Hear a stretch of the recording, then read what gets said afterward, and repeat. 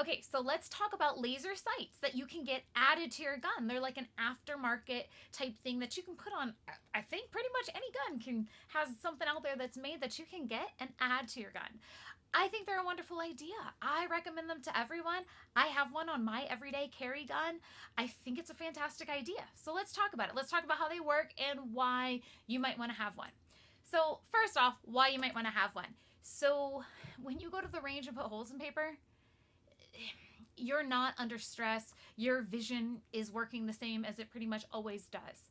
In a real life encounter, real physiological things happen in your body, and your vision is just not going to be the same. Like your cones and rods reshape themselves and they work differently. You get tunnel vision, you get all these crazy things happening. And not to mention just the amount of things that you have to think about and decide about. You have to decide, am I going to shoot or not shoot? When you go to the range, you intend to put holes in that piece of paper. That's why you went to the range. You know you're going to put holes in that paper. In real life, you're going to have to decide if it's right to shoot or not. That's a tremendously large, question that you have to grapple with under extreme stress and pressure. So, you got that on your shoulders. Your vision's not working the same as it usually does. You got to think about where your children are. You got to think about if you miss or the bad guy moves, what's beyond? What are you going to hit? Who's back there? What's back there? Because every bullet that comes out of your gun is ultimately your responsibility. It's a huge responsibility that you shouldn't take lightly. So my point is that in a real life defensive encounter, you have a million stressful questions and things. If you got children with you, you got to think, where are my children? Is there more than one bad guy? Is someone coming from behind and messing with your children, or is it just the bad guy in front of you? Does he have accomplices somewhere? Crazy. So, you know what? If I can take away having to look and focus on my front sight, because shooting, we learn for proper, marksmanship techniques, right? We learn that our front sight should be perfectly in focus. And so our back sight, our rear sights, and our target should be slightly blurry, and our focus should be on that front sight. Well, when your eyes are working that way under stress, and in that critical situation, do you want to be focused on your front sight? I would rather be focused on the bad guy and see a laser beam that my gun is projecting that's on the bad guy. Also, I'm not saying that we should bank on this, but my ideal situation would always be that if I have to draw my gun in a lethal encounter, that the presence of my gun would de-escalate the situation to where the bad guy would want to run. He would decide that he picked on the wrong person, right? And he's going to go find an easier target somewhere. I am not the easy target that he thought I was. So that would be the ideal. I draw the gun, but I don't need to fire any shots. That's ideal for me. I'm not saying to pull the gun out too loosely. You got to understand that it's still, a crime to draw the gun, and so you have to think about that. I'm not don't read too much into what I'm saying. But the thing is that I believe that the bad guy, me drawing a gun and me looking like a girl, like she probably doesn't know how to use that thing, she probably won't hit me, versus me drawing a gun and bad guy seeing a red laser beam on his chest. I think it sends a stronger signal to said bad guy. So I think that it just gives me a lot of tactical advantage in a real life encounter. And you know what? Getting a laser on your gun, it's not cheap. The laser that I have here on my everyday carry gun right now, it's $229, like is the MSRP on it.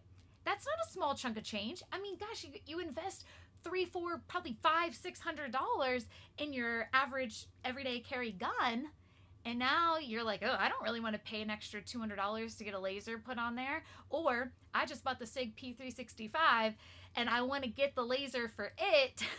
And it's over $300, And it's like, ugh, I just paid all this money for the gun. I don't want to pay for this extra accessory. But when it really comes down to it, I've come so far. I've done the training, I've done the preparing, I've invested in guns and holsters and extra training. I've done all of this. Am I really going to stop at that last $200? I want all the odds to be stacked in my favor. I mean, the fact that I carry the gun on my body every day, it's not the most comfortable thing. It's a pain in the butt. My cell phone's a pain in the butt, especially as they get bigger and bigger and they don't fit in pockets anymore. It's a pain in the butt, right? So I deal with the gun. I put up with carrying it. It'd be easier not to carry it. I put up with carrying it because I believe it could happen to me someday. If I didn't believe that, I wouldn't carry the gun. If I believe that it could actually happen to me someday, that I could be in a critical incident where I need that gun to save my own life or the life of my children, then why would I stop at that last $200? I want the odds to be in my favor. Okay, so I told you why I want to have a laser on my gun, and now let me show you how the laser that I have works. Now there's a few different brands out there. We buy Crimson Trace lasers for all of like our guns that we want lasers on them. We buy Crimson Trace. If this is a gun that like you just have for taking to the range, you might not want to invest in a laser for it. I more want the laser for my everyday carry sort of like defensive situation gun. It's not just something that I take to the range or do training with. Also, one thing I didn't mention, another benefit to the laser. Dark alleys, dark homes, bad things happen in the dark. And so being able to focus on your front sight in the dark, unless you have, the cool sights, on your gun that kind of glow for you, then that's a different situation. But for a lot of us, it's hard to see our sights in the dark. So having a laser is also good for low light shooting situations. It can give you an advantage there. Okay, so let's talk about how it works. First, I want to let you know that anytime I handle a gun in my home, I am always concerned about the safe direction. So I have a designated safe direction this way. So as I'm showing you things, I'm going to keep my gun pointed that way. I never make exceptions, even for making a video or, oh, I know it's an unloaded gun. Nope, there's no exceptions. The rule is always, always, always. And so I will be following all those gun safety rules. First off, I'm going to show you that I have an empty gun. So here you can see that is an empty, and I'm going to check visually and physically. I'm going to stick my little finger down in there. Okay, so this gun, this part right here is made by Crimson Trace. It's added on aftermarket. This is the button that activates the laser. Some lasers, you have to do something. You have to press something, you have to do to get the laser to activate.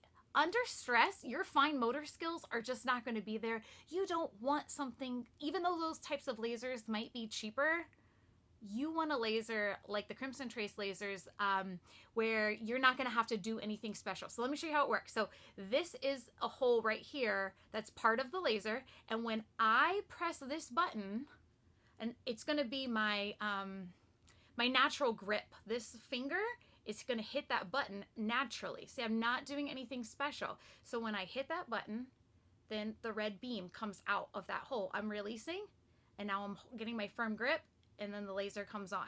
Okay, so I want you to see how that works. So the other thing I want to show you then is that when I go to the range and practice, so when I have my nice firm grip, this right here is hitting there. When I go to the range and practice, I'll take my first 10 shots or so, more or less, with my laser. I want to make sure the batteries work. I want to make sure it's sighted in right. You do have to sight it. I had to take it off one time for a training class I was doing, and then when I put it back on, it was a real pain to have to go to the range and sight it back in right. But as long as you leave it on, it's all good. But I just want to check on it. I want to make sure my skill's good with it. Then what I do is I carry this red roll of masking tape. I just bought red for funsies. I've actually used regular masking tape and it works just as well. But I have this red roll of masking tape. This will last me a gazillion years because when I go to the range, I just have to break off the smallest little square. This is too much. I just need enough to cover that hole where the red laser beam comes out.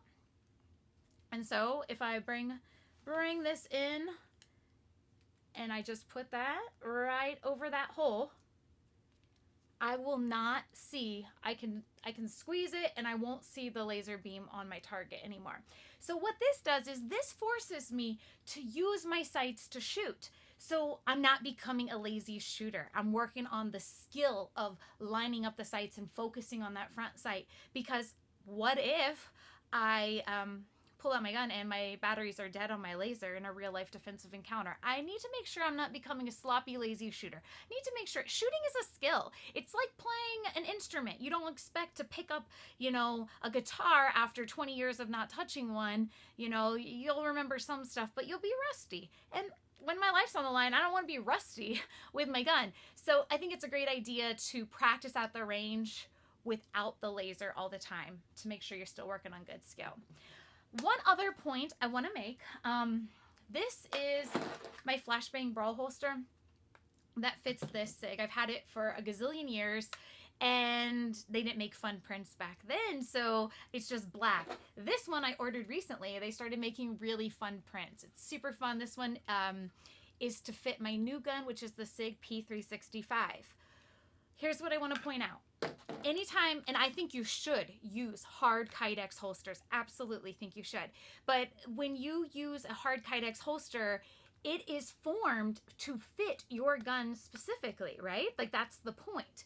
So if I put this gun, okay, so this gun is in this holster.